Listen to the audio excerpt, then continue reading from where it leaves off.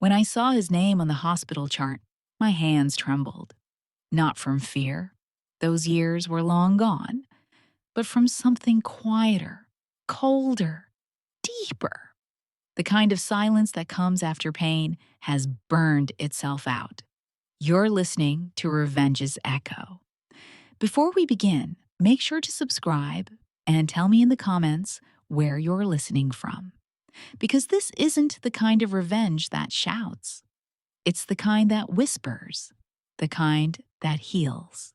My mother, Angela Morris, believed in alarm clocks and clean uniforms and doing a job right the first time. Every morning before sunrise, she'd iron her blue janitor's shirt, hum the same hymn, and say, "Work hard enough, Claire, and the world will be kind." For a long time, I believed her. Benton Manufacturing sat at the edge of our small Ohio town, a gray beast of metal and windows that never opened. At 7 a.m., the whistle screamed and swallowed up hundreds of lives for the day. Mom called it the beast that fed us. She was proud of that job. To her, honest work meant safety. To me, it meant the lights would stay on. Then came November 2003. Snow hadn't started yet, but the air already bit like winter. That afternoon, Mom came home early, too early, her lunchbox dangling from her hand. Her face was blank in the way faces are right before they break. "They say I stole something, Claire." Tools. A whole box of them. At 15, I laughed, thinking she was joking. My mother, who scolded me for taking extra napkins from the diner. She didn't laugh. "They fired me." That was the first time I heard the name Harold Benton. He was the owner. A man I'd seen once in a 4th of July parade, waving from a black convertible, smiling like he'd invented kindness. Mom said he never looked her in the eye, just signed a paper and said, "Company policy. Zero tolerance." By Christmas, the heat was off. She pawned her wedding ring to keep food on the table. I got pneumonia that winter, and she blamed herself until the day she died. When the fever broke, she sat beside me and said, "You'll meet people like him, Claire. Promise me you won't let them turn you cruel." I promised. Back then, promises felt easy. Months passed. No one would hire a janitor with a record. The rumor spread. Angela Morris, the thief. We lost our apartment and moved into a friend's basement. Concrete floor, one tiny window, and a water heater that hissed all night. She got sick again, bronchitis that lingered. Hospital bills stacked like bricks. I started working evenings at a diner, saving every tip for nursing school. I told myself I wanted to help people.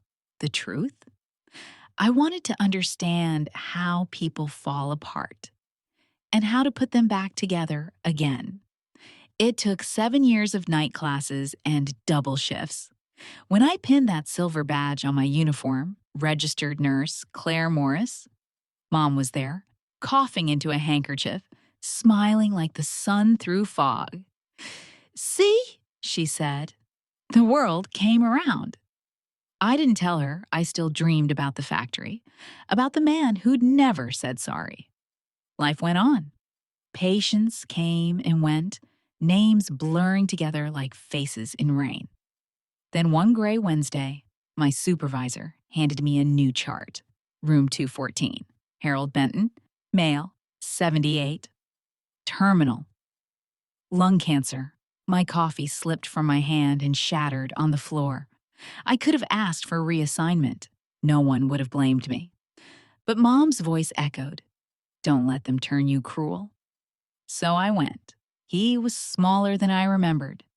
Oxygen tubes looped under his nose, skin paper thin, eyes tired.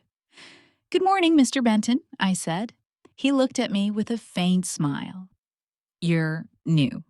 "Yes, sir." "I'm Claire, your night nurse." "Nice name," he rasped. I almost laughed at the irony. The man who'd once crushed my mother's life with a signature was complimenting my name. All I said was, "Let's get you comfortable." Nursing has its rhythm. Vitals at 6, meds at 8, linens at 9. By the third night, we had our own rhythm too. He'd ask about the weather. I'd invent sunshine he couldn't see. Sometimes he'd squint at me. "You remind me of someone." "Maybe," I'd say, adjusting his IV. Inside, I built walls, professional, polite, impenetrable. But forgiveness has a way of finding cracks. Rain hammered the windows one Tuesday. He couldn't sleep, so I sat with him.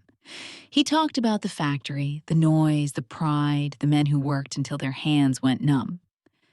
"We did honest work back then," he said. Or so I thought. The words hit something raw inside me.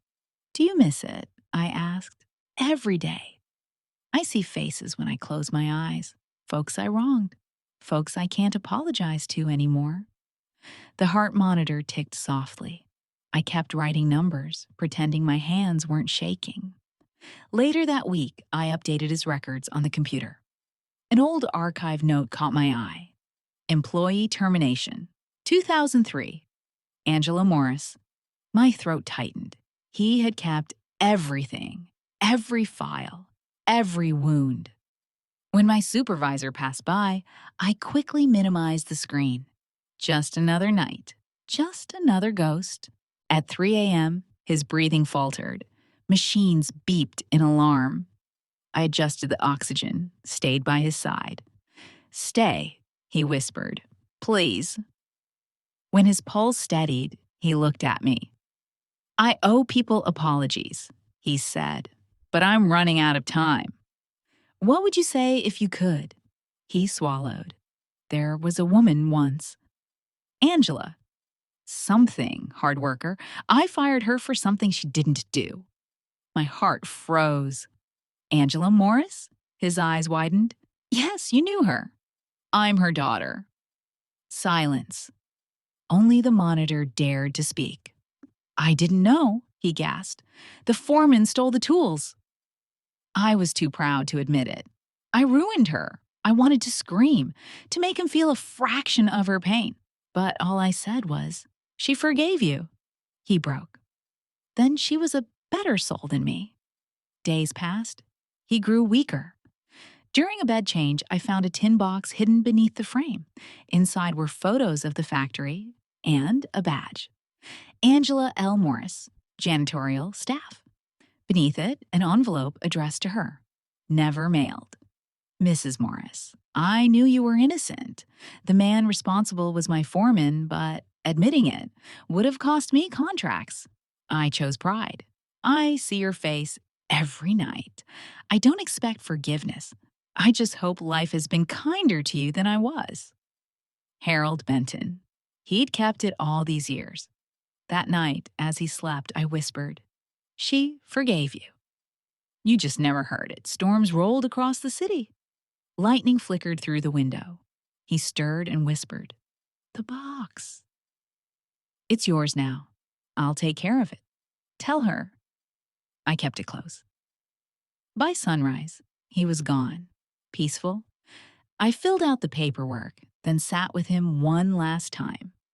I left the badge and both letters on his chest. Maybe forgiveness should rest with the ones who finally ask for it. At Mom's grave, I laid fresh marigolds and told her everything. Then I placed a copy of his letter beside her headstone. "He said he was sorry," I murmured. "Took him long enough?" The wind moved through the trees like an answer. 3 days later, the obituary appeared. Harold E. Benton, former owner of Benton Manufacturing, survived by his son Richard. I went to the small funeral. Hardly anyone came. When it ended, I slipped the badge and letters into the coffin. "Rest," I whispered. "It's over." Weeks later, Richard Benton found me. "My father left this for you," he said, handing me an envelope. Inside, a check and a note. "For the years I took." I used it to start a scholarship for single mothers in nursing school, the Angela Morris Courage Award. Its first recipient cried like my mother once had. Quietly, gratefully, the scholarship grew. Each new nurse carried a piece of mom's story. One article called it Kindness, Born from Betrayal. I didn't mention Harold's name. Forgiveness doesn't need publicity. Years later, I returned to the old factory. Windows broken, weeds high. Someone had spray painted one word on the office door. Forgiven. I smiled.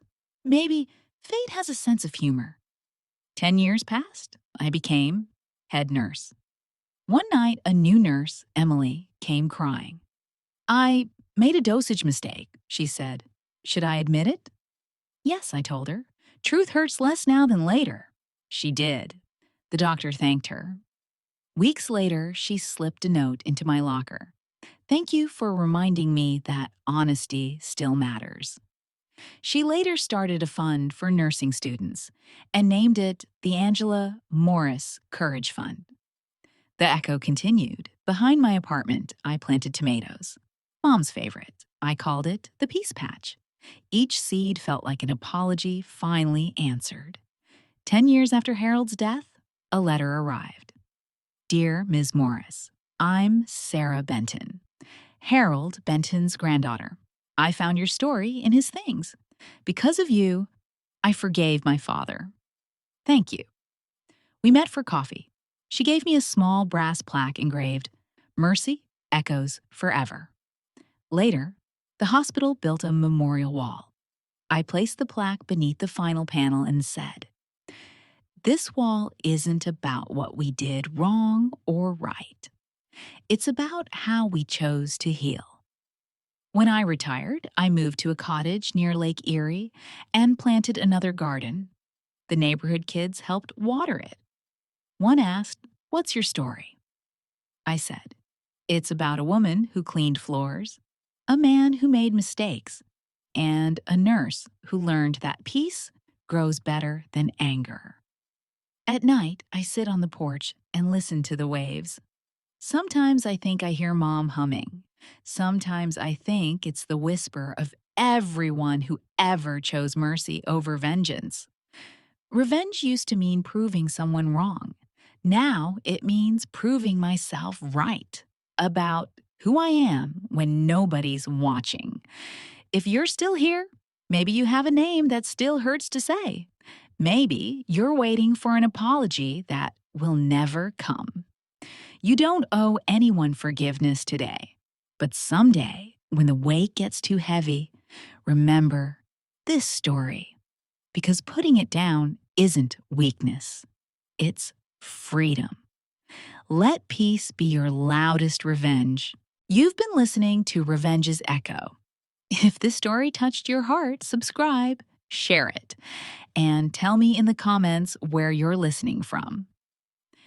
Every place, your city, your porch, your midnight shift, has its own echo. And somewhere out there, another heart is learning that the gentlest revenge of all is mercy.